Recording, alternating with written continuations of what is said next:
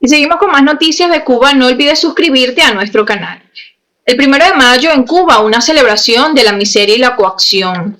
Cada año, la Central de Trabajadores de Cuba, CTC, convoca a los trabajadores cubanos a participar en la celebración del 1 de mayo, bajo un discurso cargado de consignas patrióticas y llamados a la unidad. El régimen intenta vender la imagen de una clase trabajadora comprometida con la revolución. Sin embargo, la realidad dista mucho de esta narrativa. Lejos de ser una fiesta del proletariado, la jornada se ha convertido en una demostración forzada de lealtad al gobierno, donde la asistencia no es opcional sino obligatoria bajo amenazas de represalias laborales. En un país donde los salarios no alcanzan para cubrir las necesidades básicas, donde la escasez de alimentos y medicinas es el pan de cada día, y donde la inflación devora cualquier intento de estabilidad económica, resulta irónico que el gobierno insista en convocar a los trabajadores a celebrar. ¿Qué pueden festejar los cubanos cuando la canasta básica es inaccesible? El transporte público es un desastre y la moneda nacional se devalúa cada día. A pesar de los intentos del régimen por disfrazar esta marcha como un acto voluntario, los trabajadores saben que la no asistencia conlleva graves consecuencias. En los centros laborales se presiona a los empleados para que acudan a la Plaza de la Revolución o a las concentraciones provinciales. Quienes se niegan pueden enfrentar desde amonestaciones y reducción de incentivos salariales hasta la pérdida de sus empleos. En un sistema donde el Estado es el principal empleador, esta coacción es una herramienta efectiva para garantizar la asistencia masiva a los desfiles. El discurso de la CTC insiste en que la participación en la marcha es una demostración de unidad y resistencia, cuando en realidad no es más que una puesta en escena para el régimen. La obligación de marchar no es un signo de respaldo, sino de miedo. Muchos cubanos asisten no por convicción, sino para evitar represalias. En lugar de ser una jornada de reivindicación de los derechos laborales, el 1 de mayo en Cuba es un recordatorio de la precariedad y la falta de libertad para los trabajadores.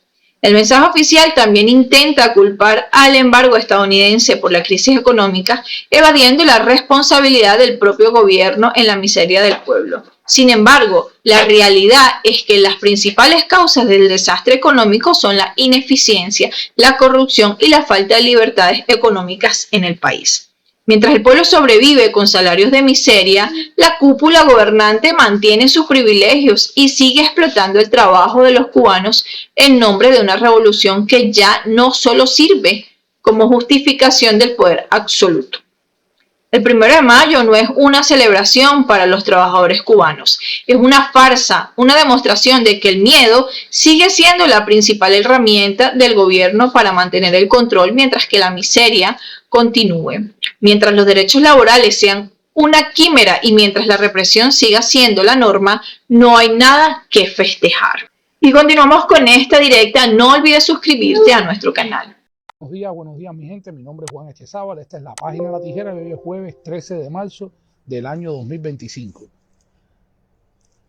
Un agente de la inteligencia castrista, ex agente, ¿no? Según dice el informe del Departamento de Homeland Security, fue arrestado en el día de ayer en Miami en una operación conjunta entre Homeland Security, el FBI y la policía de Miami. ¿Comenzaron los arrestos ya contra los testaferros del castrismo? Al parecer sí comenzaron. Y el precedente de esto fue Marino, aquel teniente coronel que fue jefe de prisiones y junto a su esposa saliendo de un supermercado fue arrestado hace unos años, bajo la administración Trump también, porque en los 4 años de Biden muchísimas personas hemos denunciado a estos testaferros del castrismo, a estos cómplices de la dictadura, a estos miembros del Ministerio del Interior, de las Fuerzas Armadas, altos oficiales, familiares, hijos de dirigentes de la cúpula dictatorial que han entrado impunemente a los Estados Unidos en los últimos 4 años bajo la administración Biden y en los 8 años de la administración Obama y no ha pasado nada. Yo mismo en persona he hecho expedientes, me he reunido con oficiales del FBI aquí de la región donde vivo, les he entregado información muchísima de varios testaferros, espías y agentes de la dictadura castrista, sobre todo bajo la administración Biden, y no pasó nunca nada. Parece que con la administración Trump, con la llegada de Trump en enero del 2025 a la Casa Blanca, sí se van a volver a reactivar este tipo de arrestos. y sí vamos a tener que seguir las personas que estamos involucrados en la libertad de Cuba y en denunciar a estos criminales y a estos testaferros de la dictadura opresora castrista. Tenemos que seguir trabajando, tenemos que seguir tocando a las agencias del gobierno federal de los Estados Unidos para que saquen y remuevan de los Estados Unidos y envíen para Cuba, un país de donde nunca debieron salir, todas estas personas que son al final lastre para la libertad de Cuba y son espías y son colaboradores y son los que finalmente dentro de tierras de libertad sostienen al castrismo opresor.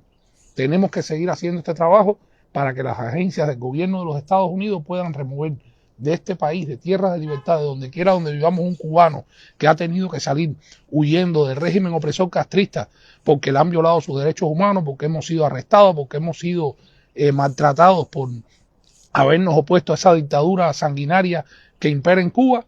Tenemos que seguir haciendo este trabajo para que las agencias de los Estados Unidos saquen de este país a la mayor brevedad a todos estos cómplices de la dictadura opresora castrista. Y desde la tijera seguiremos trabajando para eso. De hecho, lo estamos haciendo. Estamos trabajando estrechamente con el Departamento de Estado desde que empezó el cubano-americano Marco Rubio, el senador de la Florida, y estamos en comunicación y estamos trabajando seriamente para poder remover a la mayor brevedad a todos estos cómplices del castrismo solapados o que abiertamente están trabajando para la dictadura opresora del pueblo cubano. 13 de marzo. ¿Qué sucedió? Muchísimos cubanos lo sabemos en la historia. El 13 de marzo de 1957, José Antonio Echevarría, dirigente de la FEU y dirigente del Directorio Revolucionario, con un grupo de jóvenes estudiantes de la FEU, pues asalta el Palacio Presidencial y toman Radio Reloj. ¿Qué pasó con esto? Echevarría viaja a México cuando Fidel se estaba preparando para volver a Cuba a la guerra, a lo que todos conocemos, y hicieron el Pacto de México, sellaron un pacto donde si José Antonio Echevarría con los jóvenes de la FEU, del Directorio Revolucionario, salían a hacer algún tipo de acción, el movimiento 26 de julio los apoyaría. ¿Qué pasó para esto? Se había coordinado que ese 13 de marzo, cuando se asaltara el Palacio Presidencial, se le iban a unir un grupo de miembros de acción y sabotaje del movimiento 26 de julio que estaban en un edificio aledaño al Palacio Presidencial, en la misma cuadra donde hoy está la Embajada de España. El que sabe de La Habana sabe que ahí hay una parada que paran varias rutas de guagua, o paraban, no sé, estoy hablando hace 20 años atrás. Pues en ese edificio, en uno de los apartamentos, habían varios miembros del movimiento 26 de julio armados que iban a apoyar el asalto al Palacio Presidencial. No sucedió así. Incluso se habla por parte de los mismos miembros del Directorio Revolucionario que participaron y fueron sobrevivientes de esa acción, que hubo una delación. Dentro de los mismos miembros del Directorio Revolucionario hubo una delación, y por esa delación Batista fue puesto sobre aviso el día anterior, y por eso es que se puede escapar por allá, por el Salón de los Espejos, en la oficina privada que tenía. Ahí salió un helicóptero y se va del Palacio Presidencial hasta Colombia, hasta que se resolvió toda la situación. Y sabemos cuál fue el desenlace. El desenlace fue que José Antonio Echevarría, confiado en que iba a triunfar la acción en el Palacio Presidencial, a las 3:12 de la tarde toma Radio Reloj, hace una locución donde le informa al pueblo cubano de que Batista había sido ajusticiado y que había llegado los momentos de la libertad. Fidel Castro no le convenía nada de eso, porque él no iba a tener el protagonismo. Él se encontraba en la sierra, empantanado, habían empezado las acciones en la Sierra Maestra y él siempre quiso tener el protagonismo. ¿Qué prefirió? Vender a los jóvenes del Directorio Revolucionario, que después los traicionó también, porque muchos de ellos fueron apresados, fueron ajusticiados y fueron condenados a largas penas de cárcel, ¿no? Porque no querían para nada el comunismo. Y esto fue lo que hizo Fidel Castro toda su vida. Hizo lo mismo con Camilo Cienfuegos el 28 de octubre de 1959, cuando lo mandó a apresar a Rubén Mato, y todos conocemos cómo desapareció misteriosamente, y lo hizo después en el año 67 con el Che Guevara, cuando lo vendió también y lo dejó desamparado ahí, después que lo mandó a diseminar las guerrillas por toda Latinoamérica, empezando por Bolivia. Fidel Castro nunca le convino que nadie tuviera el protagonismo por encima de él, y hizo lo que tenía que hacer, como desaparecer a las principales figuras que le representaran un lastre, para él seguir manteniéndose, siendo el líder único. Lo hizo hasta con su hermano Raúl Castro, que fue una sombra, porque Raúl Castro, hasta que Fidel Castro no tuvo el problema ese en el año 2006, que tuvo la obstrucción intestinal y tuvo que separarse ya porque no le quedó más remedio del poder, fue donde le cedió a Raúl Castro, ya un hombre casi octogenario, le cedió el cargo de manera temporal. Así dijo Carlos Valenciaga en en aquella locución que hizo en el noticiero castrista.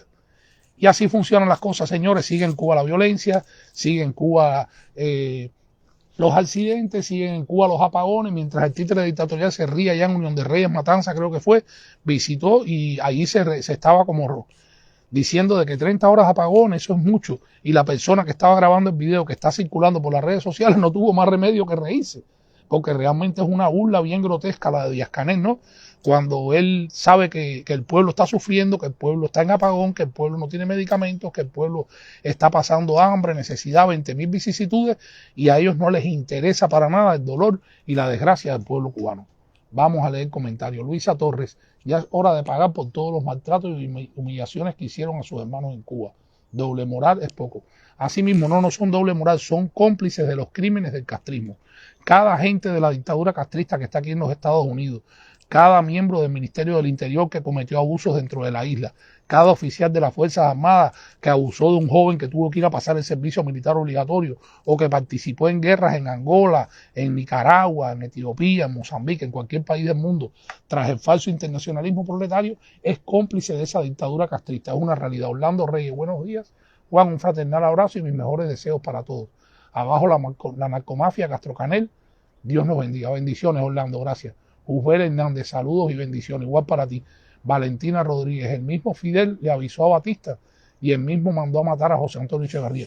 Así mismo está ahí. La historia no lo dice y en los libros de historia en Cuba nunca nos enseñaron estas verdades, pero la verdad es bien distinta a la lectura que hizo el régimen opresor castrista de la realidad de lo que se vivió en todo ese proceso desde el 10 de marzo de 1952 hasta el 1 de enero de 1959, que Batista huye y Fidel Castro llega al poder para desgracia del pueblo cubano. Es una realidad. Usbel Hernández, buenos días, te voy a enviar un video que pasó con 2 inspectores. No, yo lo publiqué en el día de ayer, búscalo aquí. Yo hice un reel y los inspectores hicieron bien, el pueblo, eso es lo que tiene que hacer el pueblo. Pero ¿saben qué? Yo lo dije también cuando hice la publicación ayer. Con la misma vehemencia que el pueblo sale y saca a 2 inspectores, tienen que sacar a todos, a los dirigentes corruptos, tienen que sacar a los abusadores, a los chivatos del barrio. Hay que empezar a descartar a todas las personas que están haciendo tanto daño en Cuba, para que el régimen se quede sin el soporte, porque esos inspectores corruptos, son los que van a las marchas, son los que chivatean a sus vecinos, son los que están sembrando, ¿me entienden?, el descontento, el dolor y la desgracia dentro de Cuba. A toda esta gente hay que salir a descaracterizarla para que el régimen se quede sin soporte, y cuando no tenga soporte se tiene que largar porque no le queda más remedio. Es una realidad. Cada vez son menos los cubanos cómplices de esa dictadura dentro de la isla, y a todos estos cómplices hay que hacerle lo que le hicieron esos 2 inspectores corruptos: desacreditarlos, grabarlos para que el mundo vea la realidad de Cuba. Es una realidad. La China Díaz, buen día, bendiciones para ti, familia, igual para ti, China. Usbel, ok, ayer no tuve tiempo de verte. No, está bien, mi hermano, pero gracias por el apoyo siempre. Carlos Pérez, muy bien. A esos son a los que tienen que arrestar, que han hecho sufrir al pueblo y han actuado en contra del pueblo. Saludos y bendiciones. Denise Padrón, hola, buenos días, gracias por la noticia. No, gracias a ti por seguirnos, bendiciones. Luisa Torres, ajá, ya, Usbel, vamos a ver. Seguimos por aquí. Rafael López. Es que se me corren la Tony Cabrera, los agentes y familias. El cáncer hay que extirparlo completo. Por ejemplo, por supuesto, Tony, aquí muchísimas familias en estos años de Biden le pusieron parol humanitario. Cuando empezó lo del parol humanitario, le pusieron parol humanitario a dirigentes del régimen castrista, a miembros del Ministerio del Interior, a represores en las cárceles cubanas, a chivatos y miembros de la Brigada de Respuesta Rápida. Toda esa gente, los familiares, son tan cómplices como esos testaferros del castrismo que han entrado aquí a Tierra de Libertad. Es una realidad. Rafael López Cedeño, eso es lo que tienen que hacer con esos terroristas. Abajo la dictadura, patria y vida, así mismo es. Hola, buenos días. Antonio Ruiz, buenos días desde Pembroke Pines. Buenos días, Antonio. Buenos días y bendiciones. Y nada, señores, pues seguimos. Estamos pendientes también del niño Damir Ortiz, que ya pasó su primera noche aquí en el hospital, ¿no? En San Nicolás, un hospital para niños con cáncer. Y pedimos a Dios oración y que se pueda recuperar. En el parte de ayer, cuando Daniuska Salcedo lo hizo saber, ¿no?, a través de su página de Facebook, el niño está reportado de grave, está muy grave. El niño está en un estado muy delicado de salud realmente, por la falta de atención que tuvo en Cuba, por la mala atención que le dieron en todo este tiempo en Cuba, Y esto es una muestra para que sepa el mundo entero que los niños con cáncer en Cuba y las personas enfermas en Cuba no tienen la atención requerida, no porque tengan falta de medicamentos, sino porque el régimen opresor castrista no tiene como prioridad la salud del pueblo cubano. Es una realidad, es una verdad.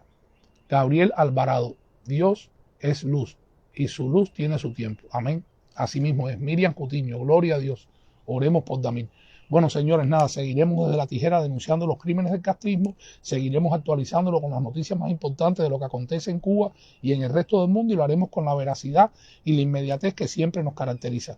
Les deseo una feliz jornada de jueves, muchas bendiciones para todos, y vuelvo a recordarles oraciones por Damil y por todos los niños enfermos aquí en Cuba y en el resto del mundo. Dios me los bendiga, que tengan un lindo día.